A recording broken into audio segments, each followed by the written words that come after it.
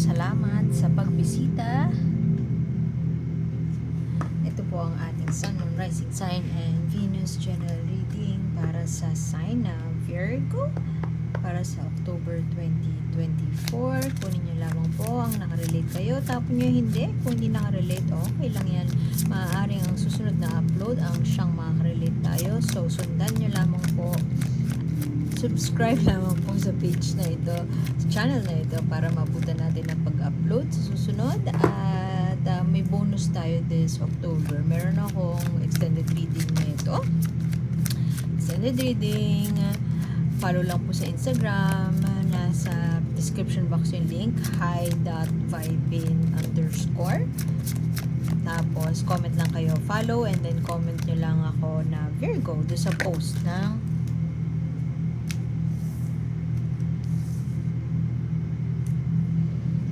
oracle card mamaya dito. Hindi ito pero yung mabubunot natin mamaya dito. So, kung meron pong kung hindi nakarelate ang reading natin ngayon, maaari yung mensahe ng oracle card ang siyang makakarelate tayo. Ito ay mensahe mula kay universe, guidance mula kay universe. So, yun. Sunod lang po kayo dun. Anong pinanghihinaan ng loob, Virgo? Alam naman nating lahat na critical ka, lagi kami opinion sa mga bagay-bagay, pero pagdating sa sarili mo, ganun din, may opinion ka din at hindi ka kind sa iyong sarili, hindi ka mabait sa iyong sarili, masyadong maraming sinasabi si Virgo at maaaring may pinanghihinaan si Virgo ng loob. Maaaring merong oportunidad para mag-travel abroad, pero nanghihinayang ka, pinanghihinaan ka ng loob. Hindi siya, kung ikaw lang masusunod, go ka na pero maaaring merong tao, may tao sa paligid mo na pinipigilan ka na umalis. Not directly pinipigilan like, ayoko niyan, wag ka pupunta doon. Hindi ganun. More of natatakot ka kung anong magiging reaction niya kapag sinabi mo na may gusto mong mag-travel or gusto mong pumunta sa ganitong lugar, may gusto kang i-pursue na isang bagay. Meron kang gustong isakatuparan ba? Pero merong pumipigil sa loob-loob mo na gawin yon, na panghihinaan ng loob na gawin yon. Precisely because merong enerhiya, ito yun, Emperor. May malakas na enerhiyang nag-i-impluwensya sa actions mo, nag-i-impluwensya sa decision mo. Maaaring ito ay magulang, maaaring nanay, tatay mo to, mother-in-law, father-in-law, pwede din yung partner mo mismo. Parang alam mo na magagalit siya kapag inopen mo yung topic ng ganitong bagay na gusto mong i-pursue. Pwede din na new business venture, something na kailangan ng lakas ng loob.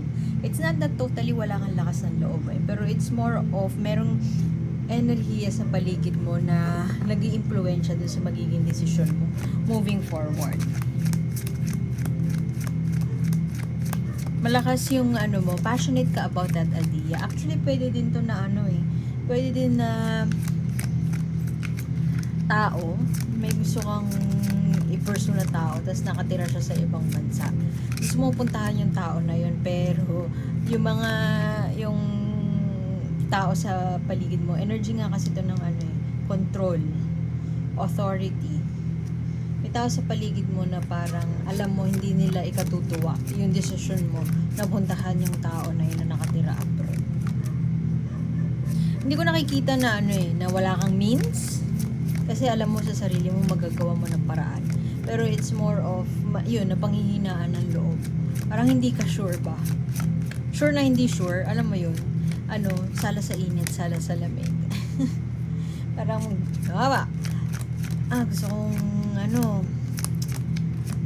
gusto kong pumunta sa ganito kasi nandun yung dream ko, whatever. Pero at the same time, yung action step bago mo magawa yun? Sabihin ko muna sa partner ko, sabihin ko muna sa mga magulang ko, sabihin ko muna sa in-laws ko. Siguro iba sa inyo gusto mag-relocate, gusto nang bumukod, pero ayaw ng kung sino mang taong may impluwensya over you, ayaw niya. Or advance ka mag-isip, iniisip mo na shit, di ako papayagan.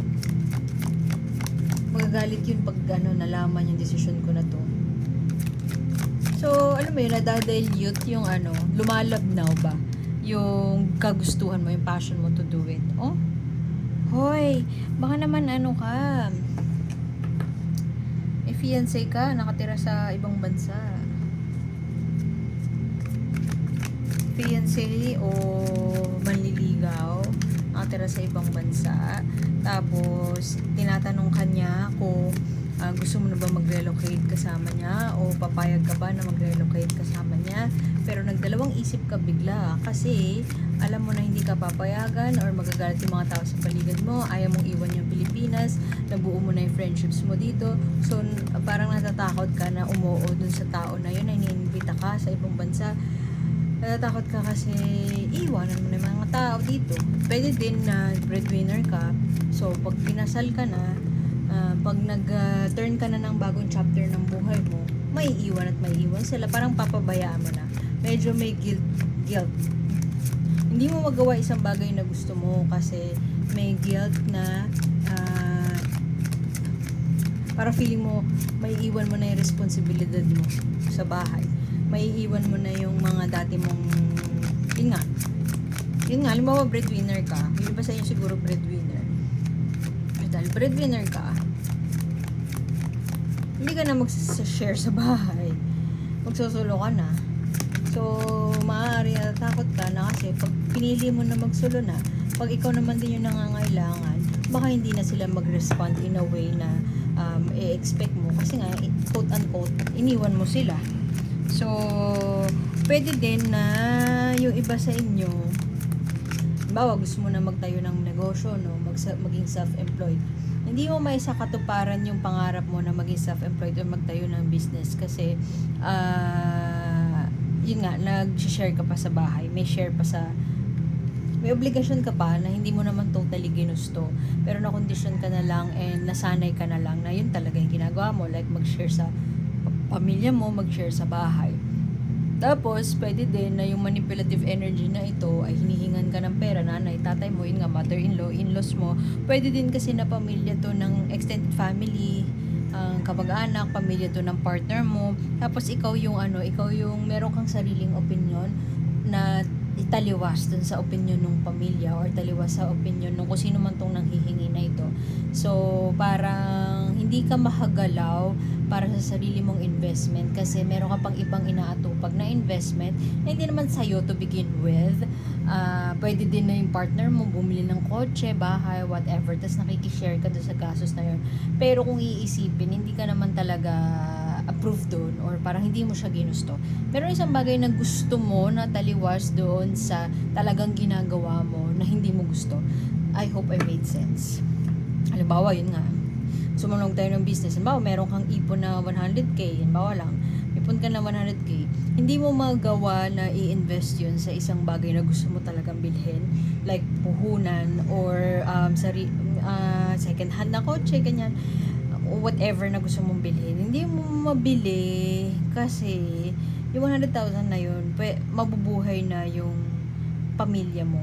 Mabubuhay na. May iba na siyang paglalagyan na necessity. Pero yung necessity na yun, hindi naman talaga siya fully or completely sa'yo lang. Maaari may ka-share ka, pero since mas mataas yung sahod mo, ikaw na lahat. Yung ganun. At kung ano man yung hindi ka maging success, hindi mo ma-drive tong chart, mabagal ang progress sa part mo kasi wala eh. Napasubo ka na lang. Alam mo yun. Pero kung sabihin ko sa'yo napasubo, hindi ka mag-a-agree sa akin eh, na totally napasubo. Kasi may part doon talaga na ginusto mo naman, na umagri ka naman, na willing ka naman talaga. At maaari din na yung iba sa inyo ay ngayon lang to na-realize na parang shit, kung yung 100k na yun binibigay ko sa sarili ko, dami ko na sigurong ipon. Pero ang status ko is yung 100k na yun binibigay mo dun sa kung sino mang kung sino man tong ano na to, mapanghingi na to. Sa kanya mo binibigay. Pero yun nga, may chance na magbigay sa'yo ng isang magandang bukas. Pero hindi mo, wedding kasi to traditional na ano nito, dito, celebration. Hindi ka mapag-celebrate kasi hindi mo pa fully na-feel yung fruits of your labor, o kaya meron ka talaga sa puso mo na gustong gawin pero hindi mo magawa-gawa. Most likely because merong presensya ng isang tao na malakas ang impluensya sa'yo. At ngayon mo nare-realize na hindi ka na makausad-usad sa mga bagay na gusto mong gawin sa buhay mo dahil provide ka ng provide sa ibang tao. At hindi ka makapagbigay sa sarili mo dahil nagpo-provide ka nga doon sa mapanghinging taong yan. Okay, maaari nang galing ka sa isang sitwasyon na cheating situation, not necessarily third party as in love, may affair, marital affair, but it could also mean yung nabudol ka, scammed. You feel scammed kasi nga, yun nga, halimbawa yung 100k mo na ipon mo sana, savings mo sana, emergency fund mo sana, ay magagamit mo sana sa pondo mo sa sarili pero binibigay mo siya sa iba. Not necessarily 100k ha. So, bahala na kayo nung figure doon kasi general naman to at maraming tao maaaring makarelate. Pwedeng 5,000 lang yan eh. Wala siya sa figures. Wala siya sa specific figures. So, basta yung enerhiya ng pagbibigay ng sobra o pag-provide sa ibang tao at the same time pagbibigay sa ibang tao na nako-compromise na yung sarili mong needs. So, parang hindi sana loko ka eh, kasi nga aware ka eh, tsaka ginusto mo siya. Pero sa ngayon, parang ngayon nagkakaroon ka ng kaliwanagan na parang, or nare-realize mo na yung binigay ko na yun, parang pwede ng pang yan na, yung ganon. As an afterthought, parang, aware naman ako, ginusto ko naman magbigay, okay lang sa akin na magbigay, pero parang sana pala no, na ginawa ko na lang to, ininvest ko lang to, yung ganon, sana pala no, ganon. Nandun ka sa realization ngayon na parang sana pala ginamit ko yun sa ganito, sana pala hindi ako naniwala kay ganito. Pero I don't think na kahit pa may realization ka na sana pala hindi ako nagbigay kay ganito, I don't think na kahit na-realize mo siya noon, nung yung saktong-aktong magbibigay ka, kahit na-realize mo siya at that point, I don't think pipigilan mo rin yung sarili mo kasi masyadong deeply held ang belief mo, masyadong malakas o mabigat or malakas ang tiwala mo dito sa tao na to. Hindi ko sinasabi na siya yung manloloko, pero sobrang lakas ng impluensya sa'yo ng taong to, hindi ka din makakahindi sa taong to. Kung halimbawa mag-request siya sa'yo na, uy, baka naman may pahabs ka dyan, sasabihin niya yun in such a way na talagang, take my money, pag ganun ka na lang din. Hindi siya yung tipo na consciously mapipigilan mo yung sarili mo. I don't think so. Masyado pang subjugated yung kumaga parang masyado mataas yung tingin mo sa taong to. I'm not saying na nasa pedestal siya at mali I'm not saying din na mali na i-admire mo tong taong to. I'm just saying na sobrang lakas nung tiwala or sobrang lakas na impluwensya sa'yo ng taong to na unknowingly, hindi ka na aware yung mga gusto mo talaga is nasasangkalang na.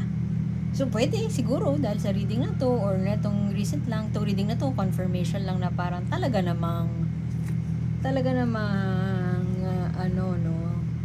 ang daming wasted effort, wasted money dahil binibigay mo sa iba. So, kung ano man yung goal mo, gawin mo na yan kasi takot, pwedeng travel,